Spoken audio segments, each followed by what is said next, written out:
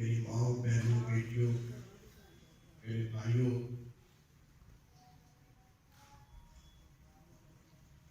جموں و کشمیر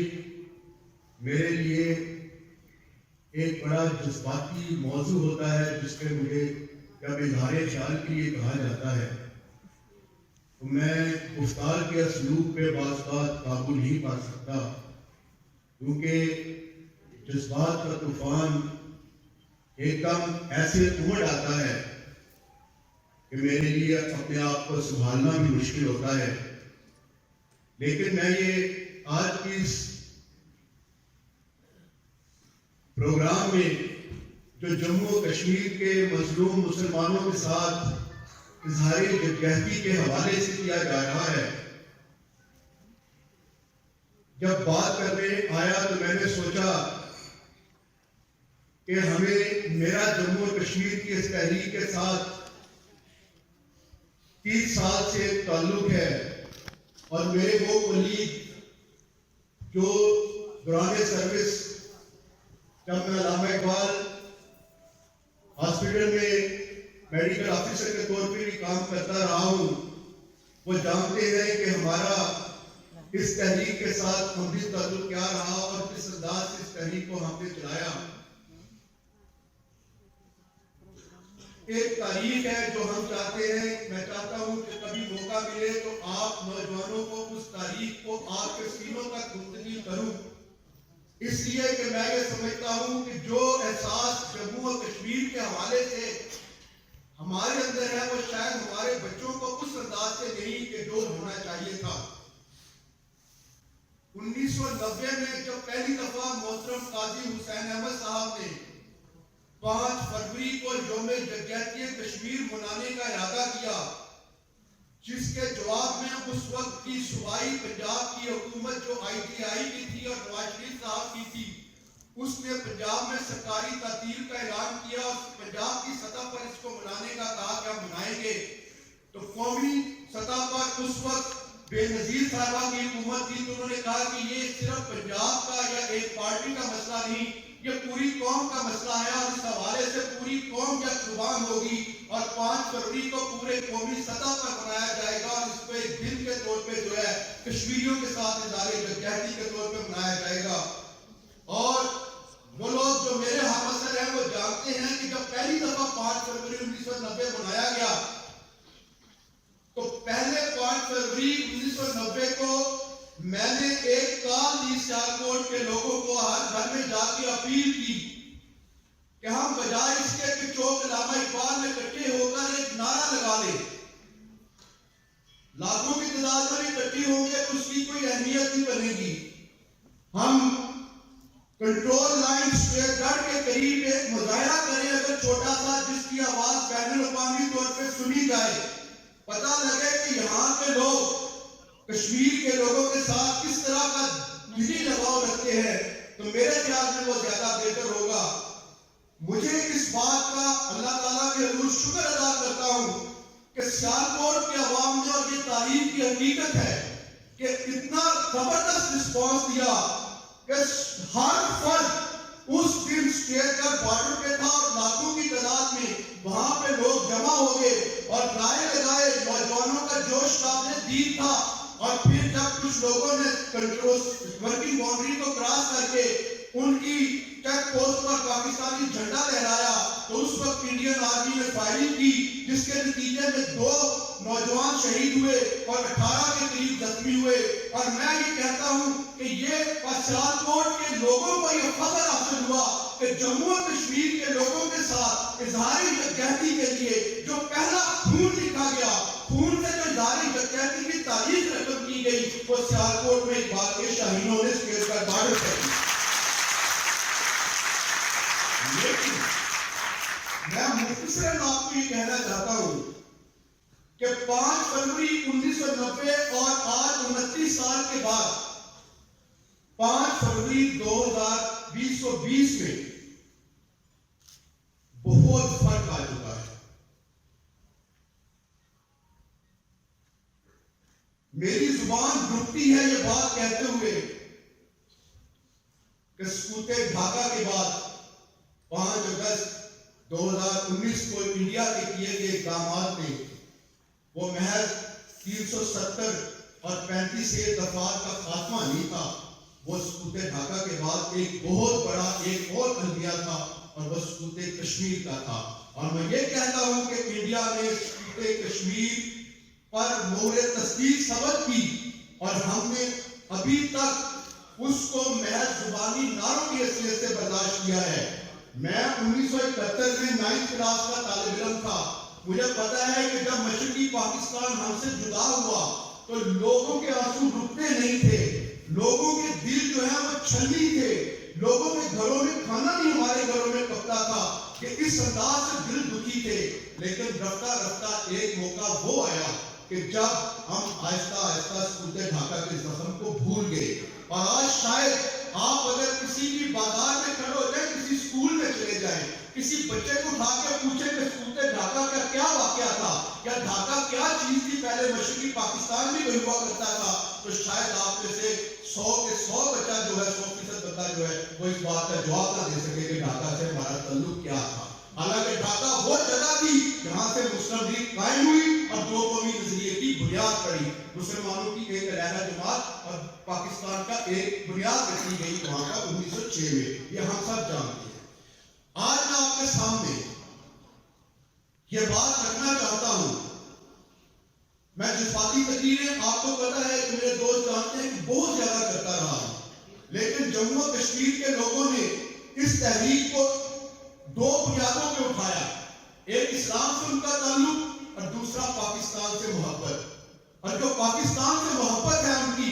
یہ اب کی نہیں ہے۔ کشمیر کے لوگ جب ان کو 72 لاکھ نامک شاہی کے عوض انگریزوں نے ڈوگرا راج کے حالے گلاب سنگھ کے ہاتھوں بیچا تھا، تو جموں کشمیر کی آزادی کی تحریک اسی دن شروع ہو گئی تھی۔ ڈوگرا راج جب نافذ ہوا، شاید آپ میں سے بہت کم لوگوں کو معلوم ہوگا، اس وقت کشمیر کے مسلمانوں پر ظلم کی یہ انتہا کی گئی، جبر کی یہ انتہا کی گئی تھی اس وقت بھی، کہ ان کے لیے اپنی جائیداد بنانا، ان کو سرکاری نوکری نہیں ملتی تھی، جائیداد بنانا جو ہے ان پر جو ہے وہ بہت مشکل تھا۔ وہ اپنے گھر کے سمجھیے اگر گھر میں کھڑکی بھی رکھتے تھے تو اس کے لیے انہیں کھڑکی کا ٹیکس دینا پڑتا تھا۔ کوئی کشمیری اپنے گھر میں بکری رکھتا تھا، اس کو بکری کا ٹیکس دینا پڑتا تھا، اور کشمیریوں کے لیے ماں سوائے کلی کی نوکری کے اور کوئی نوکری ان کے لیے نہیں تھی۔ یہی وجہ ہے کہ 1876 کے بعد جب ڈوگرا راج آیا تو بے انتہا کشمیریوں نے وہاں سے ہجرت کی، جو آج سیالکوٹ کے اندر جن کی بہت بڑی اکثریت بات ہے، جن میں علامہ اقبال رحمۃ اللہ علیہ کے بھی آباد شامل تھے، یہ لوگ ہجرت کی انہوں نے، اور یہ لوگ یہاں پہ آئے اور یہاں پہ آباد ہوئے۔ اس ظلم کو جیسے ڈوگرا راج نے کیا وہاں پہ، اور اسی ظلم کے خلاف آپ کو معلوم ہے کہ علامہ اقبال نے باقاعدہ ایک تحریک چلائی تھی، اور کشمیر کمیٹی کے نام سے ان کا ایک ریکارڈ میں موجود ہے کہ ایک لاہور میں انہوں نے ایک پوری تنظیم اور ایک گروپ بنا کے اس حوالے سے کیا تھا، اور علامہ اقبال بھی کشمیر کے لیے تڑپتے رہے۔ ایک تو انہوں نے یہ کہا کہ آج وہ مشکل کشمیر ہے، محکوم و مجبور و فقیر، جس کو اہل نظر کہتے تھے ایران صغیر۔ پھر میری بہن نے بھی، بیٹی نے بھی ایک بات علامہ اقبال کا شعر سنایا کہ یارب توڑ دست جفا کیش کو یارب، جس نے روح آزادی کشمیر کو پامال کیا۔ یہ دکھ کشمیر کا علامہ اقبال بھی محسوس کرتے تھے۔ پھر اس تحریک کو اس وقت عروج ملا جب ڈوگرا راج کے خلاف جموں کے اندر ایک عبد القدیر نامی شخص نے اٹھ کے تقریر کی، اور اس کے حوالے سے اس کو گرفتار کیا گیا۔ اس پر مقدمہ سری نگر جیل میں چل رہا تھا، اور یہ 13 جولائی 1931 کا واقعہ ہے کہ جب جیل کے اندر اس کا مقدمہ چل رہا تھا تو سری نگر کے کشمیری مسلمان جیل کے باہر کھڑے تھے اس کی حمایت کے لیے۔ ظہر کی اذان کا وقت ہو گیا تو ایک کشمیری نے جیل کی دیوار پہ چڑھ کے اذان شروع کی تو اس کو گولی سے مار دیا گیا۔ اس کے اگلے اذان کے اگلے حصے کو دوسرے کشمیری نے پورا کیا۔ اس طرح اذان مکمل ہونے تک 23 کے قریب کشمیری شہید ہوئے، اور یہ بھی اسلامی تعلیم کا ایک انوکھا اور ایک واحد مثال ہے کہ ایک اذان کی تکمیل کے لیے اتنے لوگ شہید ہوئے۔ اور اس دن کو آج بھی جموں کشمیر کے مسلمان، جموں کشمیر کے لوگ، چاہے وہ اس پار کے ہوں یا اس پار کے، وہ یوم شہداء کشمیر سے مل کر آزاد نام سے مناتے ہیں۔ تو یہ تحریک جب 1947 میں داخل ہوئی تو جموں کشمیر کے لوگوں کو اس بات کا یقین تھا کہ پاکستان کے ساتھ ان کا اتحاد ہوگا، کیونکہ ان کی مسلمان اکثریت تھی، اور ان کے سارے جذبات، ان کے سارے تعلقات، ان کی ساری جو تجارت وہ پاکستان کی طرف تھی. لیکن جب یہ صورتحال نہ بنی تو جموں و کشمیر کے اندر مسلمانوں پر ایک قیامت 1947 میں بیتی، اور وہ صرف زیادہ تر اس کا جو ہے وہ جموں کے اندر بیتا. میں آپ کو ایک کہانی سنانا چاہتا ہوں. میں اکثر اپنے دوستوں کو سناتا ہوں کہانی، اس لیے کہ میرے جو نوجوان ہیں ان کو بھی پتہ لگے کہ یہ پاکستان کیا ہے، اس کا کشمیر کی تاریخ کیا ہے. وہ کہانی ایک ایم ملک صاحب ہیں، ماہر گشت شناس، سیالکوٹ سے ان کا تعلق تھا، بیسیکلی وہ جموں سے تھے. تو وہ پاکستان کا مشہور ماہر گشت شناس تھے. انہوں نے ایک کتاب کا چھوٹا سا لکھا جس کو اردو ڈائجسٹ والوں نے شائع کیا تھا. بعد میں وہ مختلف اخبارات میں وہ کتاب کا شائع ہوا. اس کتاب کے آخری پیرے کو میں آپ کے سامنے پیش کرتا ہوں. اس پہ لکھا کہ مسلمانوں کے جموں سے ٹرکوں کو بھر کر ایک کھلے میدان میں جمع کیا گیا اور اس کو ہندوؤں اور سکھوں نے گھیرے میں لے لیا. بسیں جو تھی وہ بھری ہوئی تھی، چھتوں پر بھی بسیں اور عورتیں اور بندے سوار تھے اور بسوں کے اندر بھی. تو جب ان کو گھیرا گیا تو ایک بس کے اندر سے ایک بندے نے چھت سے چھلانگ لگائی. اس کے ہاتھ میں ریوالور تھا اور وہ ریوالور لے کر جو ہے وہ جو حملہ آور تھے ان کو دکھاتا ہوا وہ فرار ہونے لگا. تو بس کے اندر بیٹھی ہوئی ایک عورت نے آواز دی کہ بھائی مجھے چھوڑ کے کہاں جا رہے ہو. انہوں نے دیکھا تو اس عورت پر اس وقت کچھ سکھ پر پڑے تھے تو وہ چیخ رہی تھی کہ بھائی مجھے چھوڑ کر کہاں جا رہے ہو. وہ واپس مڑے. اس شخص کا نام عبدالحق تھا اور اس کتاب کا نام بھی حق بھائی کے نام سے وہ شائع ہوئی تھی. تو اس نے کہا کہ حق بھائی مجھے کہاں چھوڑ کے جا رہے ہو. تو وہ واپس مڑے. واپس مڑنے کے بعد سب سے پہلے اپنی اس بہن کو انہوں نے گولی ماری، اس کو شہید کیا. اس کے بعد وہ سکھوں سے لڑتے ہوئے وہ خود بھی شہید ہو گئے. یہاں پہنچ کر اس کتاب کا جو خاتمہ ہو جاتا ہے اور ایم ملک حق بھائی کے ساتھ اپنی جو دوستی ہے اس کا حق ادا کر دیتے ہیں. ان کی داستان کو اس حد تک جس حد تک انہیں معلوم تھا ختم کر دیتے ہیں. لیکن میں آپ کو ایک بات بتانا چاہتا کہ جہاں ایم ملک نے اس کتاب کا اینڈ کیا وہاں سے میری داستان شروع ہو گئی. حق بھائی میرے والد کے ماموں تھے اور جس بہن کو میری گولی ماری تھی وہ میری دادی تھی. آپ میں آپ کو محسوس کہ یہ آگ اور خون کا وہ دریا ہے. یہ کس سے ہے کہ جس سے ہو کر ہم یہاں گزرے اور اس پاکستان کی بنیادوں میں ان ایک ہفتے کے دوران 3 لاکھ سے زیادہ جموں کے مسلمانوں کو شہید کر کے جموں کی مسلم اکثریت آبادی کو ہندو اکثریت کی آبادی میں تبدیل کرنے کی سازش کی گئی اور 10 لاکھ سے زیادہ جموں کشمیر کے مسلمان پاکستان کی طرف ہجرت پر مجبور ہوئے جن میں اکثریت سیالکوٹ اور گجرانوالہ اس علاقے میں رہتی ہے. میں اس لیے جس بات کے حوالے سے تو اور بھی باتیں ہم کر سکتے تھے لیکن میں آپ کے سامنے یہ بات اس لیے کر رہا ہوں کہ آپ کو پتہ چلنا چاہیے کہ یہ کشمیر کے لیے ہم نے صرف نعرے نہیں لگانے، اس کا کوئی حل ڈھونڈنا ہے. جس کا حل کیا نکلے گا؟ جب 1947 میں یہ واقعہ ہوا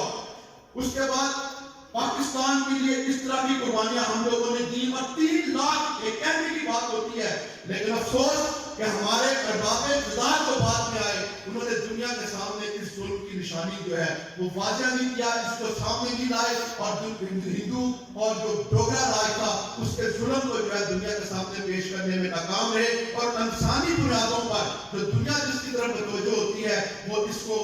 متوجہ کرنے میں ناکام رہے اور جموں اور کشمیر کے مسئلے کو پاکستان اور انڈیا کا سرحدی مسئلہ بنا کے لوگ پیش کرتے تھے. ہمیں آپ کیا بتانا 1948 میں مجاہدین نے جو گلگت سے اٹھے تھے اس کے بعد قبائلی ان کے ساتھ شامل ہوئے، مظفر آباد سے اٹھے، میرپور سے اٹھے، انہوں نے آزاد کشمیر کے جو حساب ہے اس کو آزاد کرایا. لیکن پھر جنگ بندی ہوئی، انڈیا خود یہ معاملہ اقوام متحدہ میں لے گیا، بنی اور بہت ساری کمیشن بنے اور بالآخر بے شمار قراردادوں کے بعد 5 جنوری 1949 کو ایک قرارداد پاس ہوئی جس میں یہ کہا گیا کہ جموں اور کشمیر یہ قرارداد انڈیا کی طرف سے پیش کیا گیا تھا یہ سارا کہ جس میں انڈیا اور پاکستان رضامند ہوئے کہ جموں و کشمیر کے مستقبل کا فیصلہ حقیقت خود ارادیت کی بنیاد پہ ہوگا، پلیبسائٹ کی بنیاد پہ ہوگا، استصواب رائے کی بنیاد پہ ہوگا کہ جس میں اس بات کی رائے دی جائے گی کہ جموں و کشمیر کے مسلمان ہی جموں کشمیر کے عوام پورے وہ پاکستان کے ساتھ رہنا چاہتے ہیں یا ہندوستان کے ساتھ رہنا چاہتے ہیں اور اس سے پہلے ایک ماحول پیدا کیا جائے گا لیکن بھارت نے اس موقع کو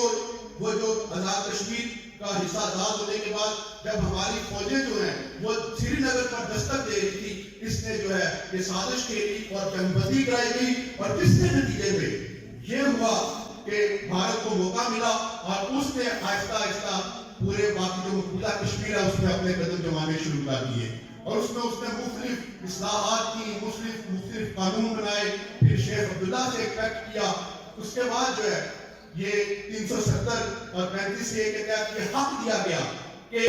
جموں و کشمیر کا سٹیٹس جو ہے وہ ایک جداگانہ سٹیٹس رہے گا، وہاں انڈیا کے قوانین جو ہے وہ دوسرے وہ لاگو نہیں ہوں گے، انڈیا کا بندہ جو ہے وہ وہاں پر آ کر شہریت دے سکے گا، وہ وہاں کے لوگ جو پشتینی باشندے ہیں صرف وہی وہاں کے شہری رہیں گے۔ اب میں جو آخر کیونکہ آپ لوگوں کو اس بات کو سمجھنا چاہیے کہ یہ ساری صورتحال میں اب جو 370 اور 35 کا خاتمہ، اس کو میں کیوں کہتا ہوں صوبہ کشمیر، اس لیے کہ میں یہ کہتا ہوں کہ میرے والد صاحب 1947 میں اکیلے آئے تھے، پورا خاندان قربان ہو گیا تھا، اب اس گھر کے ہم تقریباً 30-35 افراد ہیں، 10 لاکھ لوگ کہا جاتا ہے جو 1947 میں ہجرت کر کے آئے تھے، آج اگر 10 لاکھ پاکستان کی مغربی پاکستان کی آبادی اس وقت اگر 3 کروڑ تھی، تو آج مغربی پاکستان جو آج پاکستان ہے اس کی آبادی 21 کروڑ ہے، 1 اور 7 کے حساب سے اضافہ ہوا ہے۔ اگر 10 لاکھ مہاجرین جموں کشمیر آئے تھے تو اس کو اگر آپ 7 سے ضرب نہ دے 5 نے تو 50 لاکھ مہاجرین جموں کشمیر بنتے ہیں، جن کی طرف ہماری حکومتوں نے کوئی توجہ نہیں دی۔ ہم یہ بات کہتے ہیں کہ اقوام متحدہ جو ہے وہ پلیبسائٹ کرائے، وہ استصواب رائے کرائے، حق خودارادیت دیا جائے، جناب والا اس حق خودارادیت میں مہاجرین جموں و کشمیر کا بھی اتنا ہی حق ہے ووٹ دینے کا جتنا آزاد کشمیر کے اندر یا جدید پاکستان کے اندر یا مقبوضہ جموں و کشمیر کے اندر بیٹھا ہوا ہے بندوں کا ہے۔ اس لیے ہمیں اس حوالے سے میں یہ کہتا ہوں کہ ابھی شری مزاری صاحبہ نے کل جو تقریر کی ہے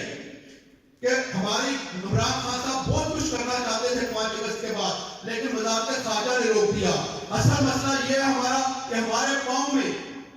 شملہ معاہدہ اور تاشقند معاہدے کی ایک ایسی زنجیر باندھ دی گئی ہے کہ جس کی وجہ سے ہم لوگ یہ مسئلہ بین الاقوامی طور پر نہیں اٹھا سکتے اور ہم اس کو 2 طرفہ معاملات پر حل کرنے کے لیے مجبور ہیں۔ سب سے پہلی بنیاد یہ ہونی چاہیے اور ہمارا پاکستان کے لوگوں کا جو آزاد سزاؤں میں رہتے ہیں یہ مطالبہ ہونا چاہیے اپنی حکومت سے کہ اس معاہدے کو ختم کیا جائے، کہ وہ تاشقند معاہدے کی صورت میں ہو یا شملہ معاہدے کی صورت میں ہو، تاکہ اس مسئلے کو قومی سطح پر لے کے جائے، قوم متحدہ میں جو ہے اس کو عالمی سطح پر لے کے جایا جا سکے۔ دوسرا میں آپ سے یہ بات کہنا چاہتا ہوں کہ چونکہ میرا جموں کے ساتھ تعلق ہے، جموں کے اندر جو تحریکیں چل رہی ہیں ان کے ساتھ بھی تعلق ہے، میں یہ بات کہتا ہوں کہ ہمارا کشمیر کی آزادی کا راستہ جموں سے گزرتا ہے اور جموں کو ایکٹیویٹ کرنے کے لیے اس پر ہم کام کر رہے ہیں۔ سیالکوٹ کے اندر رہنے والے لوگوں کا بڑا فرض ہے کہ وہ اپنی آواز جس طرح اٹھا رہے ہیں اس کو زیادہ زور سے اٹھائیں اور اس آواز کو جو ہے انٹرنیشنلی پہنچائیں کہ یہ لوگ جو ہے کہ جموں کے ساتھ ایک رشتہ رکھتے ہیں، جموں ان کا جڑواں شہر ہے اور جموں کے ساتھ جو ہے یہ لوگ یہاں پہ رہتے ہیں، جو ہزاروں لاکھوں مہاجرین جموں کشمیر یہ واپس جانے کا حق محفوظ رکھتے ہیں۔ میں یہ بات آپ سے کہنا چاہتا ہوں کہ آج CAA جو انڈیا کا سٹیزن امینڈمنٹ بل ہے، یا پڑھے لکھے لوگ ہیں اس لیے کہ ہو سکتا ہے کہ کل کو اگر انڈیا کے اندر جو مسلمان اور پورے انڈیا کے خلاف اٹھا ہوا ہے کہ جن لوگ اپنی شہریت کا ثبوت دے، کل کو یہ انڈیا کے گلے بھی اس انداز سے پڑے گا کہ یہ مہاجرین جموں کشمیر کے 40-50 لاکھ کی تعداد میں یہاں آباد ہے، وہاں کے مسلمان تو اپنی وہ ثبوت دے سکیں کہ وہاں کے شہری ہونے کا یا نہ ہونے کا، لیکن یہاں کے جو مہاجر ہیں 50 لاکھ وہ تو اس بات کا ثبوت ان کے پاس ہے اسٹیٹ سبجیکٹ کی صورت میں یا دوسری صورتوں میں کہ ہم تو وہاں کے شہری ہیں۔ اسی قانون کے تحت کل کو یہ بھی معاملہ ہو سکتا ہے کہ یہ لوگ وہاں جائیں۔ میں آخر میں آپ سے یہ بات کہنا چاہتا ہوں کیونکہ وقت زیادہ ہو چکا، باتیں بہت ہی کرنا چاہتا ہوں، لیکن میں اس قاعدے سے اس لیے کرتے ہیں یہ حوالے کیونکہ آپ پڑھے لکھے ہیں، آپ کو اس حوالے سے جو ہے تھوڑی سی آواز اٹھانا چاہیے، لیکن 1-2 چیزیں بات ذہن میں رکھے۔ کشمیر کے مسلمانوں نے جو قربانیاں دی ہیں اس قربانیوں کی اگر میں مثال آپ کے سامنے رکھوں تو میں ایک اس دور کی جو 1990 میں مجاہدین آئے تھے اس دور کی ایک مثال آپ کو دے دوں کہ ایک گھر اس وقت یہ ہوتا تھا کہ مجاہدین جو کاروائی کرتے تھے جس گھر میں کشمیر کے چاہتے لوگ دروازہ کھول کر ان کو اپنے گھر میں رکھ لیتے تھے، اس طرح کچھ مجاہدین کو کاروائی کر کے آئے تو بھارتی فوج کے پیچھے تھی، گھر والوں نے دروازہ کھول دیا, ان کو کہیں چھپا دیا. فوج اندر آئی, پوچھا جی یہاں پر 2 مجاہد آئے تھے. وہاں کے مالک نے, باپ نے کہا, مالک نے کہا کوئی مجاہد نہیں یہاں پہ آیا. اس نے اس کے 2 چھوٹے سے بچوں کو اٹھایا. اس اٹھانے کے بعد اس نے کہا تم بتاؤ تو کھایا بناؤ, مجھے مار دیں گے. اس نے کہا جی مجھے نہیں آپ دیکھا, پورا گھر آپ کے سامنے آپ تلاش کر لیں. تلاشی کے بعد جب نہ ملے مجاہد, ان بچوں کو دیواروں کے ساتھ پٹک پٹک کر مار دیا گیا, شہید کر دیا گیا. لیکن وہ مجاہد کا, وہ بچوں کا باپ جو ہے ایک دس سے بس میں ہوا, بولا تک نہیں کہ تو. اس کے بعد وہ فوجی چلے گئے واپس, انڈین فوج. اس نے مجاہدین کو نکالا, سامنے 2 معصوم بچوں کی لاشیں پڑی ہوئی تھی. ان لاشوں کو دیکھا, پوچھا یہ کیا ماجرا ہوا, بتایا. مجاہدین نے کہا کہ آپ یہ بتا کے ہمارا تو کیوں اپنے 2 بچوں کو بچا نہیں جا سکے. اس نے کہا کہ میں نے اپنے 2 بچوں کی قربانی دے کر ان ہزاروں مجاہدین بچوں کو بچا لیا ہے جن کا آپ کی گرفتاری کی صورت میں بھارتی فوج کو علم ہو جاتا. یہ وہ قربانیاں ہیں جو کشمیر کے لوگوں نے دی ہیں. اور میں آپ کو بتاتا ہوں, میں 1990 میں جب وہاں مجاہد آتے تھے ہمارے پاس تو رہتے تھے, ان کا جذبہ یہ تھا کہ میں ایک ہمارے یہاں پہ ہمارے ساتھ تحریک میں کام کرنے والے ایک کرنل اختر بٹ صاحب تھے. انہوں نے پوچھا یار تم کیسے لڑو گے, تمہارے پاس ایک راشن کوف ہوتی ہے یا کچھ ہوتی ہے. اس نے کہا, اس نے بتایا کہ لڑنے کے لیے یہ چاہیے یہ چاہیے. لیکن اس مجاہد کا ایک جواب مجھے یاد ہے, بعد میں وہ شہید ہو گیا تھا, ڈوڈا سے اس کا تعلق تھا. اس نے کہا تھا کرنل صاحب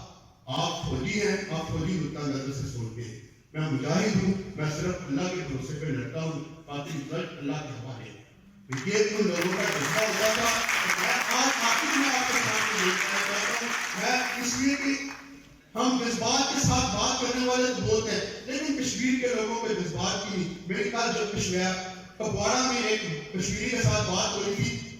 واٹس ایپ پہ میسج ڈالا تھا, تو بڑے عرصے بعد جب واٹس ایپ تھوڑا سا کنٹینیو ان کا بحال ہوا تو میں نے اس سے پوچھا کہ کیا حالات ہیں. اس نے صرف ایک بات کہی, یعنی وہ پاکستان کا بڑا زبردست حامی ہے, بہت زیادہ. اس نے کہا کہ ڈاکٹر صاحب سر میں ایک بات آپ کو کہتا ہوں, ہم جیل میں رہے ہیں, بامشقت قید کاٹ رہے ہیں, اور اب ہماری امید صرف اور صرف اللہ سے ہے. جب یہ صورتحال ہو جائے تو میرے بھائیوں میری بہنوں ہمیں سوچنا چاہیے کہ انڈیا اپنی چالیں چل رہا ہے. اگر ہم اسی طرح خاموش رہے, اسی طرح کوئی راست قدم نہ اٹھا سکے تو کل کوئی جموں اور کشمیر کا سکوت کا حال بھی وہی ہوگا جو سکوت ڈھاکہ کا ہوا. میرا اپنا آخری نقطہ نظر یہ ہے, اس کے لیے ہمیں جنگ لڑنی پڑے گی, کیونکہ کشمیر بنے کا جو نعرہ ہے پاکستان کا جو ہم لگاتے ہیں, اس نعرے کا تقاضا صرف اور صرف یہ ہے, نہ کوئی جرم ہے نہ حقیقت ارادیت ہے, وہ ایک ہی اس کا تقاضا ہے کہ آپ بزور طاقت جو ہے اس کو لینے کے لیے کریں. ورنہ یہ جنگ جس سے آپ فرار چاہتے ہیں اور جس کے قرآن کے اندر سورہ توبہ بھی پڑھ لیں کہ اس راہ سے فرار کی جو سزا ہے وہ آپ کا سورہ توبہ لوگ پڑھیں, اس میں کلیئر کٹ لکھا ہوا ہے کہ ایک ہی بات ہو سکتا ہے کسی جیسے غزوہ تبوک جو ہوا اس کا حوالہ دے کے کہ آپ کسی ڈر سے جو ہے اس جنگ میں حصہ لے رہے ہو, مالی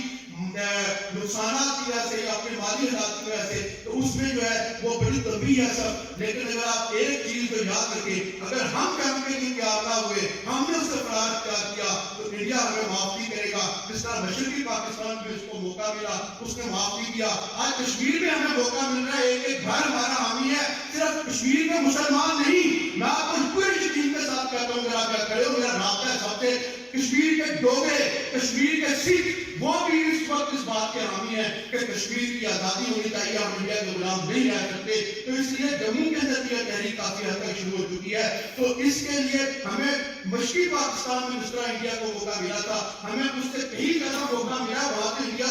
جنگ شروع ہو گئی, انڈیا کی فوج کہیں محفوظ نہیں رہ سکتی, عوامی سطح پر اس کو اس قدر جو ہے اس کی سپلائی مین کرنے میں پڑ جائے گی. تو میں آپ سے یہ کہنا چاہتا ہوں کہ یہ جنگ اگر ہم نے نہ شروع کی تو انڈیا کو جب آج سے کچھ عرصہ بعد موقع ملا تو وہ یہ جنگ مسلط کرے گا کہ انڈیا کے اندر ایک نظریاتی حکومت ہے, اس کا نظریہ اکھنڈ بھارت ہے, وہ اس پر عمل کر رہی ہے, لیکن ہم ابھی اس طرف جو ہے نا وہ فرار کی کوشش کر رہے ہیں. لیکن میرا دل کہتا ہے, میرا یقین ہے اس بات پر کہ وزارت خارجہ کے اندر بیٹھے ہوئے کچھ لوگ کچھ بھی ہو, لیکن ایک چیز کلیئر ہے کہ ہماری بہادر افواج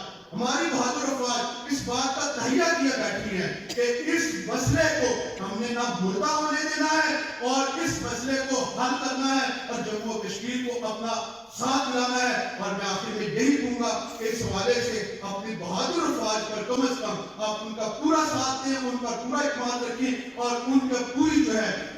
مدد کرنے کے لیے ہر لمحہ آپ کیا